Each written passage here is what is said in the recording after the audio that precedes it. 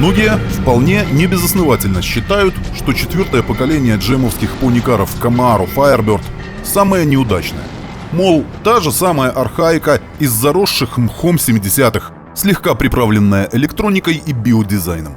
Подобная точка зрения определенно имеет место. Но давайте посмотрим на развитие платформы F-Body от первого поколения до четвертого с точки зрения истории американского автопрома. Ведь F-Body — это уже не скучный седан для представителей среднего класса, но еще не personal luxury, и уж тем более еще не корвет. Эти машины, безусловно, имеют свою собственную индивидуальность. Они узнаваемы на улицах, но при этом весьма доступны. А разве не за это мы любим американские автомобили? Да, динамика порой не вяжется с агрессивным стайлингом, а качество материалов и отделки не идет ни в какое сравнение с конкурентами из-за океана. Но так и цена на совершенно другом уровне. Никто не предлагал ни в 60-х, ни в нулевых ничего подобного для тех, кому хочется выделяться на дороге чем-то выглядевшим спортивно. А если же хочется непосредственно динамики, то к вашим услугам американская тюнинг-индустрия, которая предлагает море решений, и эти решения попросту не имеют мировых аналогов при пересчете лошадиных сил в затраченные на их получение доллары.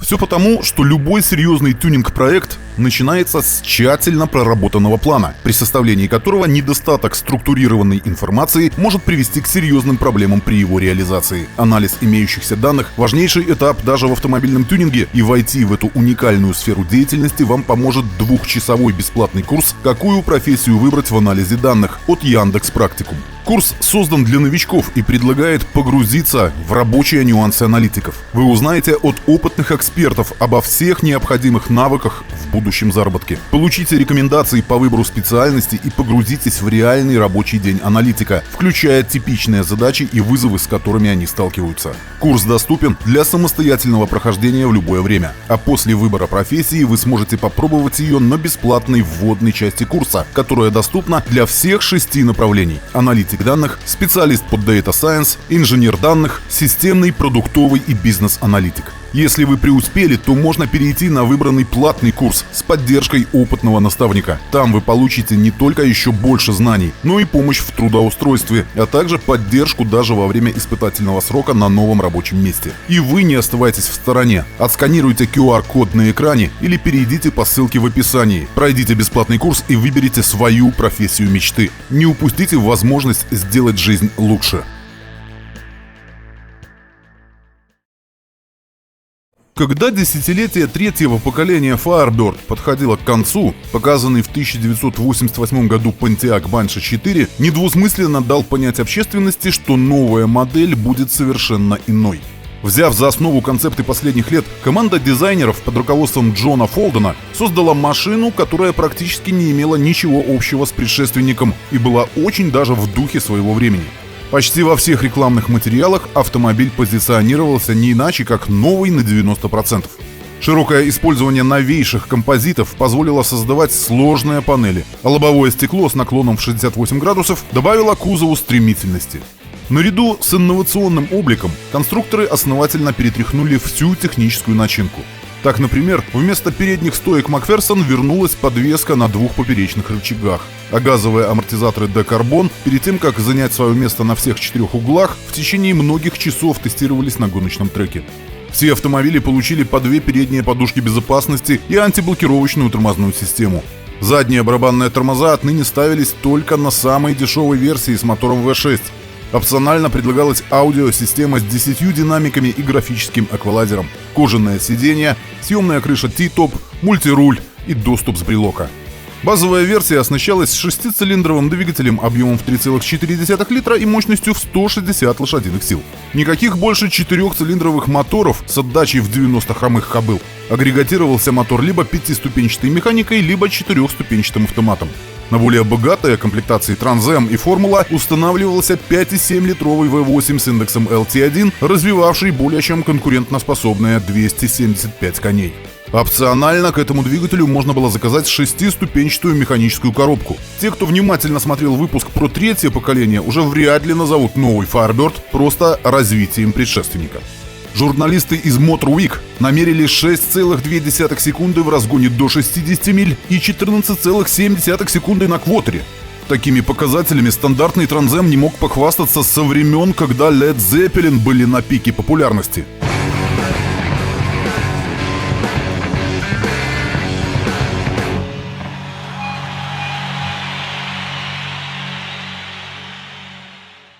В 1993 году компания Street Legal Performance выпустила 201 экземпляр спецверсии SLP Firehawk с увеличенной до 300 коней отдачей, доработанной подвеской и капотом Remair с функциональными воздухозаборниками. До 60 миль в час Firehawk разгонялся за 4,9 секунды, а четверть мили пролетал за 13,5 секунд. Уже не кажется, что поколение вышло неудачным, не так ли? В первый год выпуска своих владельцев нашли 14 тысяч Firebird. Ажиотаж вокруг огненных птиц нарастал, и издание Motor Trend назвало Firebird автомобилем года.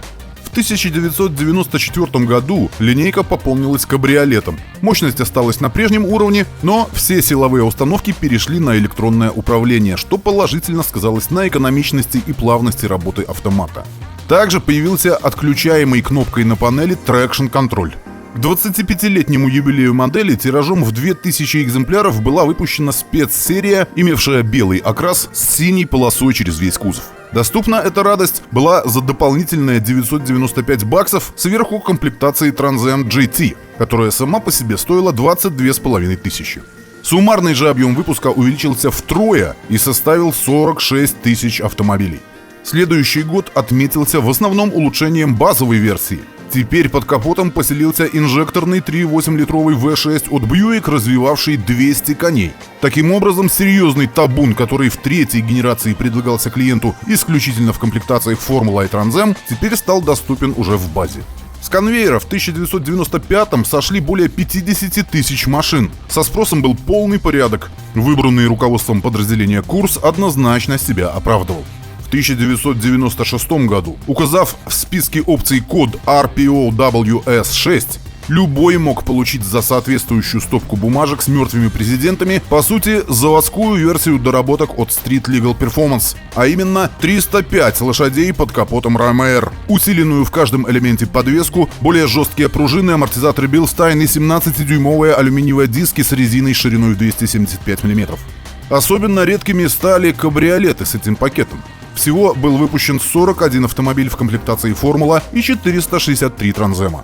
В 1998 случился масштабный рестайлинг. Но давайте остановимся на минутку и подведем некоторую черту под первой половиной жизни четвертого поколения. Машина вышла объективно новой. Список опций расширялся каждый год, мощность увеличивалась, а разнообразные лимитированные версии лишь подогревали желание обладать новой птичкой. Мы обсуждаем лишь цифры и факты, без всякой вкусовщины. А пока на дворе был 97 год, цифры продаж начали снижаться, из-за чего в высоких кабинетах General Motors начались разговоры касательно целесообразности дальнейшего производства платформы F-Body четвертого поколения. Итак, 1998. Основные изменения маркетологи отметили слоганом «Muscle Car is back» и атмосферным рекламным роликом, где обновленный Trans Am пожирает на светофоре нечто очень похожее на Lamborghini, а потом отрыгивает искореженный остов. This is the new Trans Am, and it's very hungry.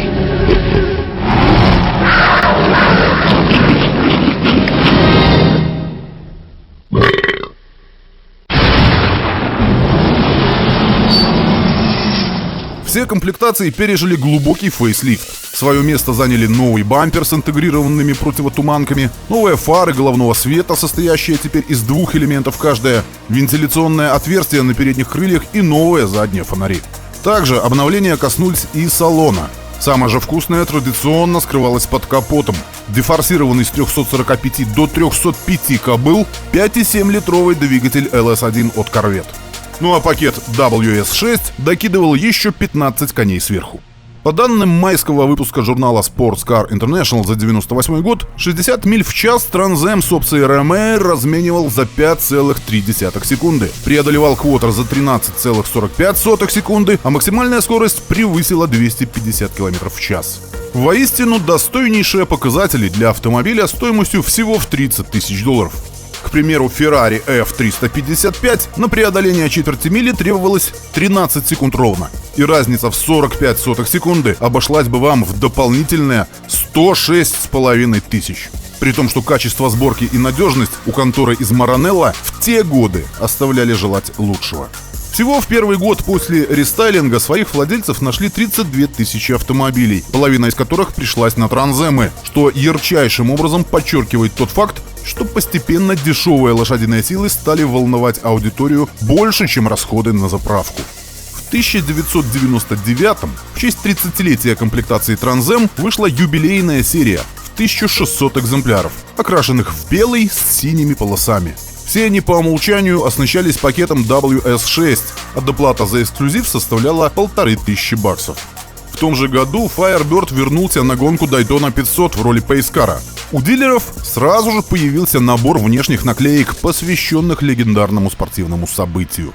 А еще в игру после годичного перерыва вернулись парни из Street Legal Performance с новым Firehawk'ом, отличавшимся своим собственным капотом, выхлопной системой из нержавеющей стали и возросшей до 327 лошадиных сил мощностью.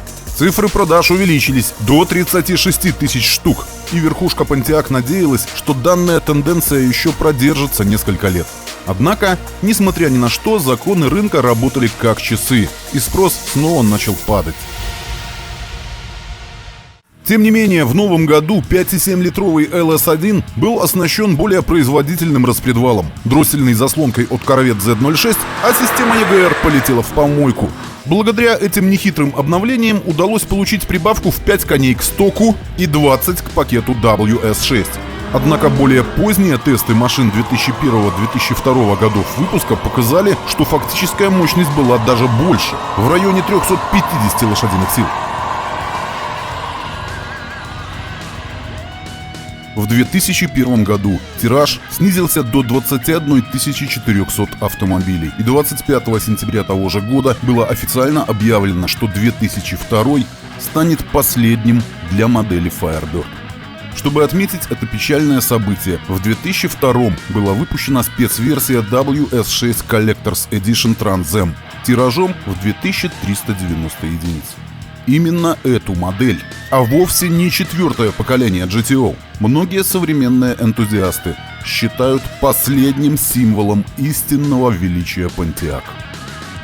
Впоследствии, когда у бывшего руководителя отдела дизайна General Motors Уэйна Черри спросили, почему же в итоге производство последнего Firebird было свернуто, он ответил: изначально модель планировалась как стильное спортивное купе, остающееся при этом функциональным. Однако постепенно Firebird превратился просто в более дешевый аналог корвета. Возможно, поэтому мы и потеряли довольно важный сегмент рынка. Некоторые считают четвертый Firebird самым скучным изо всех поколений. Может быть, он и был скучным? Настолько скучным, что вовсю, наступая на пятки признанным грандам из Европы, предлагал сопоставимую с ними динамику, но в разы дешевле. Настолько скучным, что массовому потребителю его характеристики показались слишком избыточными, чтобы просто казаться спортивным парнем за рулем как будто спортивной тачки. Настолько скучным, что смог возродить легендарное имя Firebird не только благодаря фирменному окрасу и птице на капоте, но и благодаря результатам на стрипе. История джемовской жар-птицы не про то, как нужно вовремя уходить на покой. Это история, как и говорилось в начале, про то, как на примере одной модели можно проследить смену эпох в автопроме самой автомобильной страны в мире.